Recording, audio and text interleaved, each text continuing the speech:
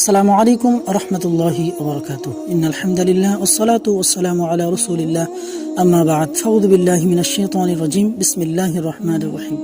ঈমানে মুফাসসালের একটি গুরুত্বপূর্ণ অংশ হচ্ছে রাসূলিহি, অর্থাৎ রাসূলগণের উপর পূর্ণ ঈমান আনয়ন করতে হবে, রাসূলগণের উপর পূর্ণ আস্থা এবং বিশ্বাস স্থাপন করতে হবে।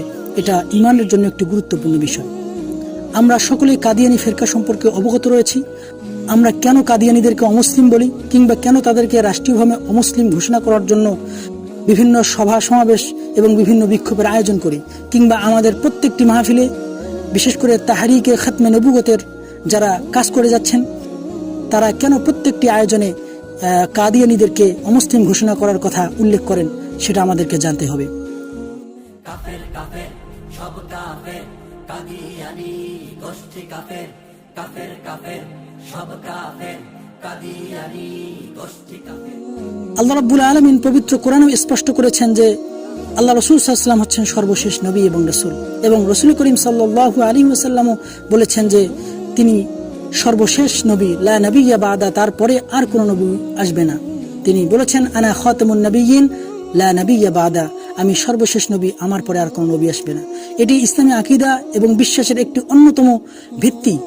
যদি এই বিশ্বাসটি আমাদের না থাকে, আমরা রাসূলুল্লাহ সাল্লাল্লাহু আলাইহি সাল্লামকে নবী মানছি কিন্তু তাকে সর্বশেষ নবী মানতেছি না, তাহলে কখনোই আমাদের ঈমান পাকাপোক্ত এবং মজবুত হবে না।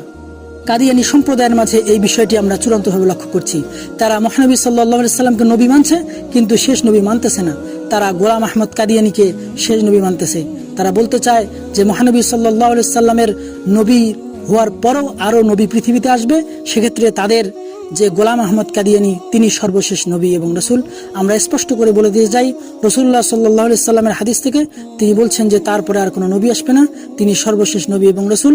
সুতরাং কাদিয়ানী সম্প্রদায় এই ভ্রান্ত মতবাদগুলি উপস্থাপনের কারণে তাদের সাথে আমাদের বিশাল আকীদাগত পার্থক্য এবং দ্বন্দ্ব রয়েছে। এজন্য পরে নবী নাই, সংসদে আইন চাই, নবীর পরে নবী নাই, সংসদে আইন চাই। এজন্য আমরা বিভিন্নভাবে বিভিন্ন জায়গায় আমরা এই কথাগুলি স্পষ্ট করছি যে কাদিয়ানীদেরকে অবশ্যই রাষ্ট্রীয়ভাবে কাফের ঘোষণা করতে হবে এবং তাদের সাথে মুসলমানদের কোনো সম্পর্ক নেই। আমাদের এই বাংলাদেশে হিন্দু রয়েছে, বৌদ্ধ রয়েছে, খ্রিস্টান রয়েছে, তারা যেমনিভাবে অবস্থান করছে কাদিয়ানীদেরকেও অমুসলিম হিসাবে এখানে অবস্থান করতে হবে। তারা মুসলমানের নাম ধরে কখনোই বাংলাদেশে অবস্থান করতে পারবে না।